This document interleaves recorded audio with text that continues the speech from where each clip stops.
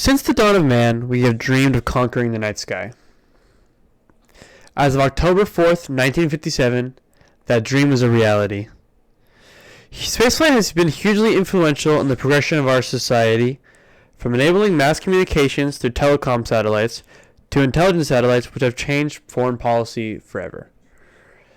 The rise of these technologies has facilitated the growth of our society into a new age of human potential. Space travel began during the Cold War, when America and the Soviet Union were battling for technical and ideological supremacy of the world. One facet of the battle was the race to outer space. The Soviets won that leg of the journey, as in October 4th, 1957, when after cosmonaut Yuri Gagarin took off and blasted off from Russia into orbit in his Vostok 3KA-3 spacecraft.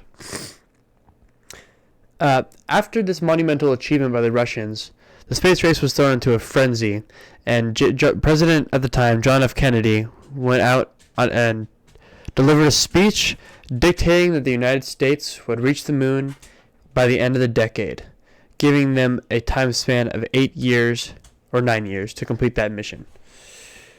The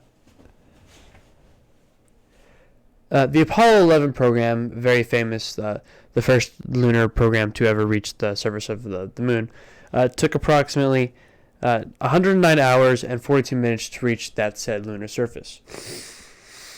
And by doing so, it made history. Humans, for the first time in our history, landed on a celestial object that is not our home, the Earth. You may be thinking to yourself, that is a lot of human spaceflight achievements packed into a small decade, and you would be correct. The cultural fervor of the space race has died down much in recent years. However, this does not downplay the importance of the role that space travel plays in our daily life today.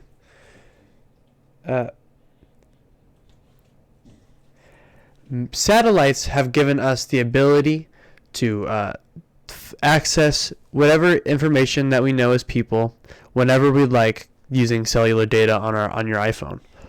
They've also allowed us to call your friends, family, and anywhere in the world. These satellites have been made possible by spaceflight.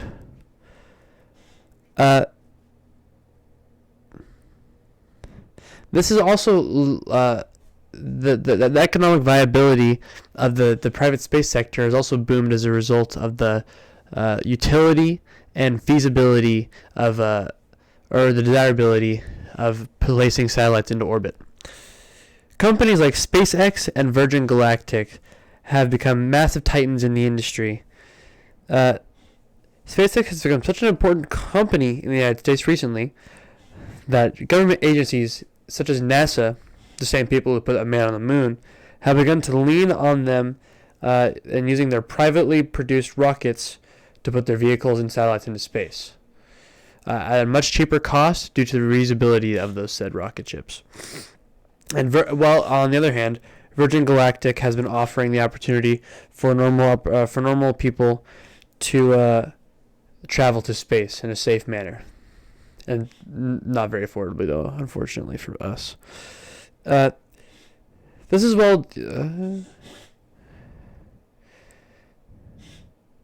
other gains in the space industry are come from SpaceX once again in the form of their Starlink Wi-Fi satellite.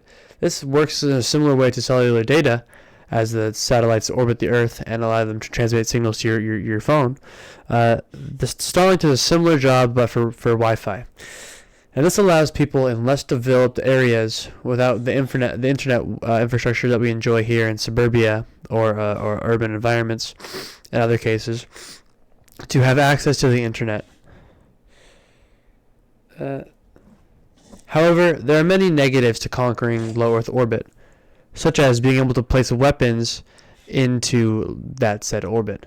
There's been a lot of fictional tellings of doomsday scenarios where countries go rogue, place weapon satellites into the atmosphere, and wreak havoc with it, starting world wars. Hopefully that will never happen, ever in the human history. but just that potential possibility is nightmarish. This is prohibited strictly by the Outer Space Treaty, Article 4, which prohibits any nuclear weapons or weapons of any kind being placed by any country into Earth orbit. This, however, is a small risk we must take to have the advantages, the huge advantages that Earth travel provides for us as a species. That is it. Thank you. And space travel rocks. Thank you for listening.